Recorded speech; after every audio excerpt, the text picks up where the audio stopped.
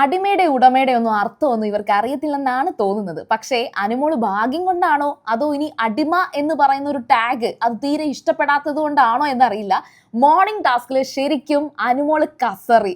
നിങ്ങൾ ഈ അനുമോളെ കുറിച്ച് കുറ്റം പറയുമ്പോൾ ഒരു കാര്യം കൂടി ഓർക്കണം. നമ്മൾ ഈ കുറ്റം പറയുന്നതൊക്കെ മീൻസ് ഞാൻ നെഗറ്റീവ് പറയുന്ന അനുമോൾ എന്ന് പറയുന്ന ഒരു മത്സരാർത്ഥിയുടെ നെഗറ്റീവ് പറയുന്നവരോട് പറയുകയാണ്. നിങ്ങൾ അനുമോളെ ഒന്ന് ഫോക്കസ് ചെയ്യും. അവിടെ അത്രയും പേര് ഒന്നിച്ച് കിടന്ന് അനുമോൾ അങ്ങനെയാണ്, അനുമോൾ ഇങ്ങനെയാണ്. പക്ഷെ അനുമോൾ ഒറ്റയ്ക്ക് നിന്ന് ഈവൻ ശൈത്യ പോലും ഇപ്പം ഈ അനുമോളുടെ കൂടെ ആണെങ്കിൽ ഒന്ന് ഇത്തിരി ഒരു 5 മിനിറ്റ് കഴിയുമ്പോൾ ചിലപ്പോൾ അപ്പുറത്തി ആടും, പിന്നെ കുറച്ച് 5 മിനിറ്റ് കഴിയുമ്പോൾ അനുമോളുടെ അടുത്ത് ചാടും. അത് കാരണം ശൈത്യ പ്രത്യേകിച്ചൊരു അനുമോൾക്കൊരു കൂട്ട് എന്ന് പറയാൻ പറ്റത്തില്ല. ആദില നൂറ കൺസിഡർ ചെയ്യുകയാണെങ്കിൽ ആദിലയ്ക്കും നൂറയ്ക്കും എവിടെയാണോ ആ വിഷയത്തിൽ കൂടുതൽ ഡോമിനൻസി വരുന്നത് അവിടെ കയറിയാണ് ആദിലയും നൂറയും സംസാരിക്കുന്നത്. പക്ഷേ മോർണിംഗ് ടാസ്കിലേക്ക് വരാം. മോർണിംഗ് ടാസ്ക് തുടങ്ങുന്നത് തന്നെ നമ്മുടെ ബിഗ് ബോസ് ഒരു ക്ലെവർ ആയിട്ടുള്ളൊരു പണി കൊടുത്തിട്ടാണ്. അതായത് ജിസേല്, നെവിൻ ഇവർ രണ്ടുപേരുമാണ് ഇപ്പോൾ ബിഗ് ബോസിലെ സ്വേച്ഛാധിപതികൾ. ഇവർക്ക് അടിമയാക്കാൻ സാധിക്കാത്ത വ്യക്തികളെ പറയുക. അവരെ ഓരോരുത്തരെ വിളിച്ചിട്ട് നിങ്ങളെ എനിക്ക് അടിമയാക്കാൻ സാധിക്കാത്തതിൽ ഖേദമുണ്ട് എന്ന് പറഞ്ഞിട്ട് ഈ പറയുന്ന അടിമയാക്കാൻ സാധിക്കാത്ത വ്യക്തികളുടെ ആ ഒരു ക്വാളിറ്റി ഇല്ലായ്മ, അതായത് നിങ്ങളെ എനിക്ക് അടിമയാക്കാൻ സാധിച്ചില്ല, എനിക്ക് അതിനകത്ത് ഖേദമുണ്ട്, കാരണം ഇന്ന കാര്യങ്ങളാണ് എന്ന് പറയണം. പക്ഷേ ഇതിന് 2 വശങ്ങളുണ്ട്. ഇപ്പൊ ജിസേലും നെവിനും ഉൾക്കൊണ്ടിരിക്കുന്ന ഒരു വശം പറയുകയാണെങ്കിൽ നിങ്ങൾ എൻ്റെ അടിമയാകാൻ യോഗ്യതയില്ല, എനിക്ക് നിങ്ങളെ അടിമയാക്കാൻ കഴിഞ്ഞില്ല, കാരണം നിങ്ങൾക്ക് ഇന്ന കാര്യങ്ങളൊന്നും ഇല്ല, അതുകൊണ്ട് എനിക്ക് അടിമയാക്കാൻ വയ്യ. പക്ഷേ ആദിലയുടെ വരുമ്പോൾ മാറുന്നുണ്ട്. ആദിലയുടെ ജന്മദിനം ആയതുകൊണ്ട് അത് അങ്ങനെ പറയുന്നുണ്ട്. പക്ഷെ ജിസേല് നെഗറ്റീവായിട്ട് പറയുന്നുണ്ട്. ഇനി നമുക്ക് അനുമോളുടെ ആദ്യം വിളിച്ചത് അനുമോളെയാണ്. അനുമോളെ വിളിക്കുന്നതിന് മുമ്പുള്ള കുറച്ച് കാര്യങ്ങൾ കൂടി പറയാം. ഇതിന്റെ ഇടയിൽ ലൈവിൽ നടന്ന മറ്റൊരു ചെറിയൊരു കാര്യമാണ്, അത് പറയാതെ വിടാൻ പറ്റില്ല. അതുകൊണ്ടാണ് നെവിനും അതുപോലെ അനുമോളും ബിന്നി, അക്ബർ അങ്ങനെ കുറച്ച് പേര് എല്ലാവരും ഇരിക്കുകയാണ്. എസ്പെഷ്യലി ഒനീല്, ബിന്നി, നെവിൻ അതുപോലെ അനുമോള് ഇത്രയും പേര് ഉണ്ടെന്നുള്ളത് ഉറപ്പിച്ചോണേ. എല്ലാവരും ഇങ്ങനെ ഇരിക്കുകയാണ്. അപ്പോൾ ഇടയ്ക്ക് വെച്ചിട്ട് ഒനീലിന്റെ അടുത്ത് അനുമോള് പറയുന്നുണ്ട് നിങ്ങളെ രാജാവ് ഒരു കള്ളനാണല്ലേ എന്ന്. അപ്പോഴത്തേക്ക് നെവിൻ, രാജാവായിട്ടുള്ള നെവിൻ ഒനീലിന്റെ അടുത്ത് പറയുന്നുണ്ട് അങ്ങനെ ഒരാള് ഈ ഒരു രാജ്യത്തില്ല എന്ന് കൺസിഡർ ചെയ്തേക്കണം എന്ന് കയറി പറയുന്നുണ്ട്. അതിനുശേഷം അനുമോള് മിണ്ടിയിട്ടില്ല. പക്ഷേ അതിനുശേഷം നെവിൻ ബിന്നിയോട് പറയുന്നുണ്ട് നിങ്ങൾ എൻ്റെ സെക്കൻഡ് റാണിയാണ്, ഞാൻ നിങ്ങളെ റാണിയാക്കി വാഴിക്കുന്നു എന്ന് കയറി ഒരു ഡയലോഗ് അടിച്ചു. അതിനുശേഷം ബിന്നി ഇവരുമായിട്ട് കളിച്ചും ചിരിച്ചും സംസാരിക്കുകയാണ്. പതുക്കെ അനുമോൾ ഒന്നും മിണ്ടാതെ എല്ലാവരുടെയും സംസാരങ്ങളൊക്കെ നോക്കി. ഒനീലാണെങ്കിൽ ഫുഡൊക്കെ എടുത്ത് നെവിന്റെ വായിൽ വെച്ചു കൊടുക്കുന്നു. എല്ലാവരും നെവിനെ അങ്ങനെ അങ്ങോട്ട് ബൂസ്റ്റ് ചെയ്യുന്നു, സംസാരിക്കുന്നു, ചിരിക്കുന്നു, കളിക്കുന്നു. കൂട്ടത്തിൽ അനുമോൾ അതിന്റെ ഇടയിൽ ഒന്നും മിണ്ടാതെ ആകെ ഷോക്കായി എന്ന് വെച്ചാൽ അനുമോൾ പേടിക്കുന്നൊന്നും ഇല്ല കേട്ടോ, എല്ലാവരെയും ഇങ്ങനെ നോക്കി കണ്ട്. എന്നിട്ട് അവിടുന്ന് ഇറങ്ങി വന്നിട്ട് രാജാവിന്റെ ചെരുപ്പ് തട്ടി അങ്ങോട്ട് കളയുന്നുണ്ട്. രാജാവ് അതിങ്ങനെ നോക്കുന്നുണ്ട്, പതുക്കെ ചെരുപ്പെടുത്ത് അടുത്ത് വെക്കുന്നുണ്ട്. അനുമോൾ ഒരു കൂസലില്ലാതെ പോകുന്നുണ്ട്. പിന്നെ കറങ്ങി ഇവരിൽ നിന്ന് കുറച്ച് മാറി അവിടെ ഇരുന്നിട്ട് ഇവരെന്തൊക്കെ ചെയ്യുന്നുണ്ടെന്നെല്ലാം അനുമോൾ ശ്രദ്ധിക്കുന്നുണ്ട്. അപ്പോഴാണ് മോർണിംഗ് ആക്ടിവിറ്റിയുടെ ടാസ്കിൻ്റെത് വരുന്നത്. എല്ലാവരും മോർണിംഗ് ടാസ്കിന് വേണ്ടിയിട്ട് റെഡിയായി പോയി. അനുമോൾ ആ കൂട്ടത്തിൽ നിന്ന് മാറിയിരിക്കുന്നു. ആദ്യത്തെ ടാസ്ക് ജിസേലിനോടും നെവിനോടും പറയുന്നത് അടിമയാക്കാൻ സാധിക്കാത്ത ഒരു വ്യക്തിയെ വിളിച്ചിട്ട് അവരുടെ അടിമയാക്കാൻ കഴിയാത്തതിന്റെ കാരണം പറയുക എന്നുള്ളതാണ്. നേരെ ആദ്യമേ തന്നെ ഇവിടെ എൻ്റെ അടിമയല്ലാത്തവർ ഒന്ന് കൈപൊക്കിക്കേ എന്ന് പറയുന്നുണ്ട്. കുറച്ചു പേരൊക്കെ കൈപൊക്കുന്നുണ്ട്. അനുമോള് കൈപൊക്കിയില്ല. അനുമോൾ അടിമയല്ലല്ലോ. അപ്പൊ ഇവന്മാര് പറയുമ്പോ കൈപൊക്കുന്ന എന്തിനാണ്? അനുമോള് കൈപൊക്കിയില്ല. അപ്പൊ കൈ പൊക്കാൻ വേണ്ടിയിട്ട് അവിടെ ഉള്ളവരൊക്കെ പറയുന്നുണ്ട്. എല്ലാവരും നോക്കുന്നത് അനുമോള് കൈ പൊക്കുന്നുണ്ടോ എന്നുള്ളതാണ്. അപ്പൊ അനുമോള് കൈ പൊക്കിയില്ല. അപ്പൊ എല്ലാവരും ചോദിക്കുന്നു. അപ്പൊ അനുമോള് പറഞ്ഞു നിങ്ങൾക്ക് എന്താ അറിയത്തില്ലേ എന്ന് ചോദിക്കുന്നുണ്ട്. തിരിച്ച് അവിടെ ഇരിക്കുന്നവർ പറഞ്ഞിട്ട് ഇത് ബിഗ് ബോസിന്റെ ടാസ്കാണ്, അനുസരിക്ക് എന്ന് പറയുന്നുണ്ട്. അങ്ങനെ അനുമോൾ അടുത്ത് വരാൻ പറഞ്ഞു. അനുമോൾ പിന്നെ ഒരു ഇത്തിരി മനസ്സോടെ അവരുടെ അടുത്തേക്ക് ചെല്ലുന്നുണ്ട്. പക്ഷെ അവിടെ ചെന്ന് നിന്നിട്ട് അനുമോൾ ചെയ്യുന്നതെന്ന് വെച്ചാൽ അവിടെ അടുത്തുള്ളൊരു ക്യാമറയും അല്ലെങ്കിൽ അടുത്തുള്ളൊരു കണ്ണാടിയിലും ഒക്കെ നോക്കി മുടിയൊക്കെ ഒന്ന് ചീകി വൃത്തിയാക്കി അനുമോളുടെ സ്റ്റൈല് കാണിച്ചുകൊണ്ടിരിക്കുകയാണ്. ഇവർ രണ്ടുപേരും ആദ്യം തന്നെ പറയുന്ന കുറച്ച് ഡയലോഗ് ഉണ്ട്. ആ ഡയലോഗിലേക്ക് വരാം. അതായത് എന്തുകൊണ്ട് അടിമയാക്കാൻ സാധിച്ചിട്ടില്ല, അതൊരു ക്രെഡിറ്റ് ആണ്. അനുമോളെ സത്യം പറഞ്ഞാൽ അനുമോളെ 2 എണ്ണം കൊണ്ട് ഇരുന്ന് പുകഴ്ത്തുവാണ്. ആദ്യം പറയുന്ന കാര്യം ഈ ക്യാമറ കാണുമ്പോൾ മാത്രം പോയിരുന്ന് കരയുന്നു, ക്യാമറയെ കാണിച്ച് നടക്കുന്നു, പിന്നെ ഗെയിമിനെ ഗെയിമായിട്ട് കാണുന്നില്ല, പിന്നെ പേഴ്സണൽ ഗ്രിഡ്ജ് വെച്ച് പെരുമാറുന്നു, പിന്നെ ഒരു മാനസിക നില ഉണ്ടാക്കി എടുക്കണം, അല്ലാതെ ഇവിടെ ഇങ്ങനെ നിന്നാൽ ശരിയാകില്ല, പിന്നെ ഞാനെന്ന ഭാവം അത് അക്ബർ പറഞ്ഞു കൊടുക്കുക കേട്ടോ, ഈ ഞാനെന്ന ഭാവം അതെടുത്ത് കളയണം, പിന്നെ ഒറ്റപ്പെടൽ സ്ട്രാറ്റജി എടുക്കുന്നു എന്നൊക്കെ ആര്യൻ അവിടെ നിന്ന് വിളിച്ചു കൂവുന്നുണ്ട്.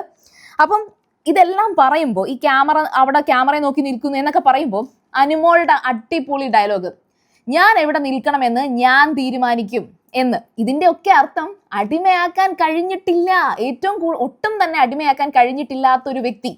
ഇതുകൊണ്ടാണ് ഞാൻ എഗെയിൻ എല്ലാ വീഡിയോയിലും ഞാൻ പറയുകയാണ്, ആര് സ്വേച്ഛാധിപതി ആയിക്കോട്ടെ, പക്ഷെ ഈ സ്വേച്ഛാധിപതികളുടെ നിയമങ്ങളെ ലംഘിക്കാൻ കഴിവുള്ള ഒരു അടിമ അവിടെ ഉണ്ടായിരിക്കണം. അത് അടിമയാകരുത്. ആ പറയുന്ന ആ ഒരു വ്യക്തിയുമായിട്ടായിരിക്കണം ഈ സ്വേച്ഛാധിപതികൾക്ക് ഫൈറ്റ് ഉണ്ടാകാൻ. അത്തരത്തിൽ ക്വാളിറ്റി ഉള്ള ഒരു പേഴ്സൺ ആയിട്ട് അനുമോൾ വന്നിരിക്കുകയാണ്. പിന്നെ ഇനി അടുത്തൊരു കാര്യമുണ്ട്. അനുമോൾ എഗെയിൻ പറയാണ്, എനിക്ക് കരയാൻ തോന്നിയാൽ ഞാൻ കരയും. ഉടനെ ജിസേലും പിന്നെ അങ്ങോട്ട് മൊത്തത്തിൽ അനുമോളെ അങ്ങ് കുറെ പറയാണ്, ഇതൊരു റിയാലിറ്റി ഷോ ആണ്, ഇത് സീരിയൽ അല്ല. ഏത് നേരവും ജിസേലിന്റെ വായിന്ന് വരുന്ന ഒരു ഡയലോഗാണ്, ഇത് സീരിയൽ അല്ല.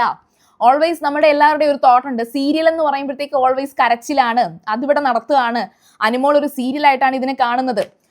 അപ്പൊ അനുമോൾ പറയുന്നുണ്ട്, ഞാനിവിടെ ഫസ്റ്റ് ടൈം ഒന്നും അല്ല എന്ന് വെച്ചാൽ ഒരുപാട് റിയാലിറ്റി ഷോയിലൊക്കെ അനുമോൾ വന്നിട്ടുണ്ട്. സ്റ്റാർ മാജിക്കിലൊക്കെ ഹീറോയിനായിട്ടൊക്കെ നിന്ന് ഒരുപാട് സ്റ്റാർ ആയ വ്യക്തിയാണ് അനുമോൾ.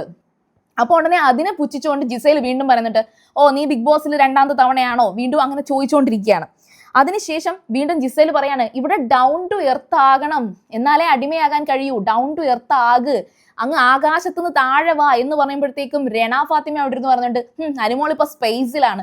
ശരിക്കും കുറച്ച് ദിവസം സ്പേസിലായിരുന്നത് റെന ഫാത്തിമയാണ്. ഈ പ്രേക്ഷകർ എന്താണ് പറയുന്നത് അതിനകത്തിൽ ഇരിക്കുന്നവർക്ക് അറിയാത്തത് കൊണ്ട് തന്നെ നമുക്കത് കാണുമ്പോൾ ഭയങ്കര ഫണ്ണായിട്ട് ഫീൽ ചെയ്യും. പിന്നെ അതിനുശേഷം ജിസേൽ വീണ്ടും പറയുന്നുണ്ട്, നീ എന്താ ഇവിടെ സ്പെഷ്യൽ ആണോ, നീ ഇവിടുത്തെ സ്പെഷ്യൽ ഒന്നും അല്ലല്ലോ എന്ന്. ശരിക്കും പറഞ്ഞാൽ ഈ ഒരു ബിഗ് ബോസ് സീസൺ തുടങ്ങിയ സമയം തൊട്ടേ പ്രിവിലേജും സ്പെഷ്യലും ഒക്കെ ആയി നിന്നത് ജിസേലാണ്.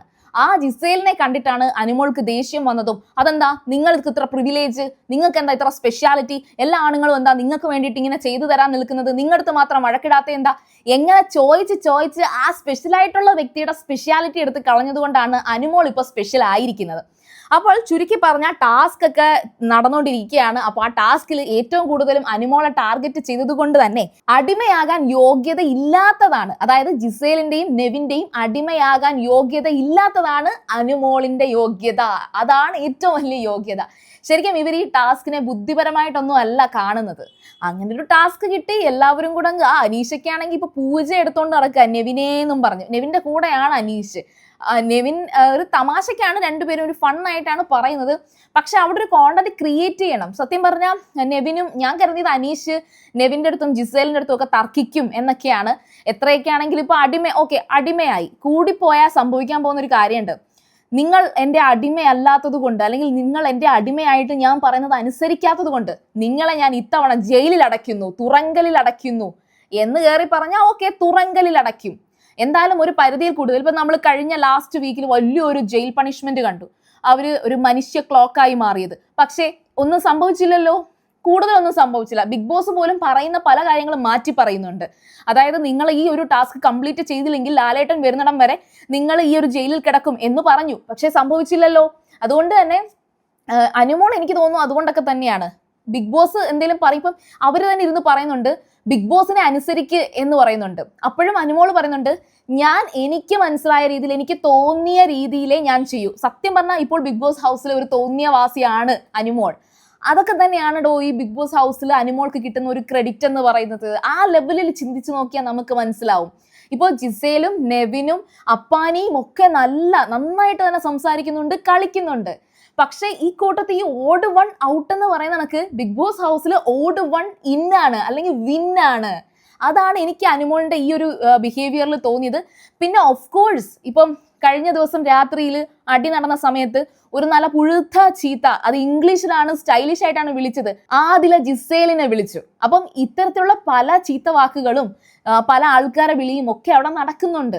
പക്ഷെ അനുമോള് വിളിക്കുമ്പോൾ മാത്രം എന്ന് പറയണ്ട, എല്ലാവരും വിളിക്കുമ്പോഴും നമ്മൾ നെഗറ്റീവായിട്ട് പറയണം. അതുകൊണ്ടാണ് ഞാൻ ആ അപ്പാനിയുടെ വീട്ടിൽ ഇരിക്കുന്ന ഭാര്യയെ വിളിച്ചു എന്നുള്ളത് കൊണ്ട് തന്നെ അനുമോളെ കുറിച്ച് നെഗറ്റീവായിട്ട് തന്നെ പറയുക.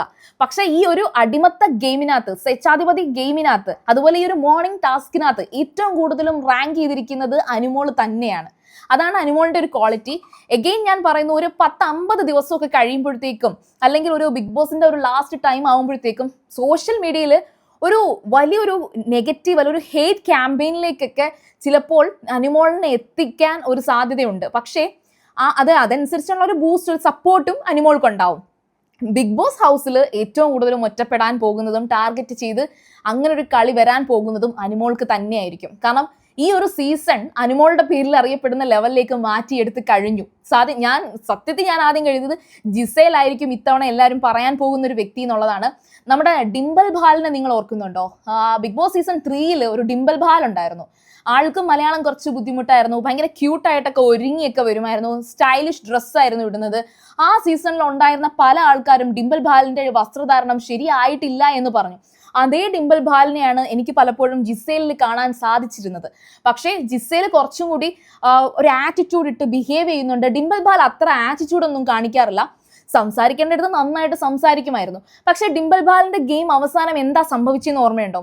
മീൻസ് അച്ഛന്റെ കാര്യമൊന്നും അല്ലാതെ ഗെയിമിനകത്ത് അവർക്ക് അങ്ങനെ സപ്പോർട്ടും എല്ലാം ഒപ്പോസും ഉണ്ടായിരുന്നു, പുറത്ത് നല്ല ഫാൻ സപ്പോർട്ട് ഉണ്ടായിരുന്നു, എല്ലാം ഉണ്ടായിരുന്നു. പക്ഷെ അവസാനം ഗെയിമിൽ ഗ്രാഫ് കുറച്ച് താഴോട്ട് തന്നെയായിരുന്നു. ആ സീസണിൽ വേറെ പലരും എന്നാൽ സ്കോർ ചെയ്തിട്ടുമുണ്ട്. എന്നാൽ അനുമോള് ഈ പറയുന്ന കാര്യങ്ങളിൽ നിന്നൊക്കെ ഡിഫറെൻ്റ് ആണ്. കഴിഞ്ഞ ജാസ്മിൻ ജാഫറുമായിട്ടും കമ്പയർ ചെയ്യാൻ പറ്റത്തില്ല. കാരണം ജാസ്മിൻ ജാഫറിനെ കളിയാക്കാനും വൃത്തികേടായിട്ട് മോശമായിട്ട് ചിത്രീകരിക്കാനും കുറെ പോയിന്റുകൾ കിട്ടി. ആ പോയിന്റുകളൊന്നും അനുമോൾക്ക് ഇവിടെ ഇല്ല. ഇതൊരു ഡിഫറെന്റ് സീസൺ ആകാനുള്ള എല്ലാ എലമെന്റുകളും ഇപ്പോൾ തന്നെ വന്നു കഴിഞ്ഞിട്ടുണ്ട്. അപ്പൊ നമുക്കൊന്ന് നോക്കാം എന്തൊക്കെയാണ് സംഭവിക്കാൻ പോകുക എന്നുള്ളത്.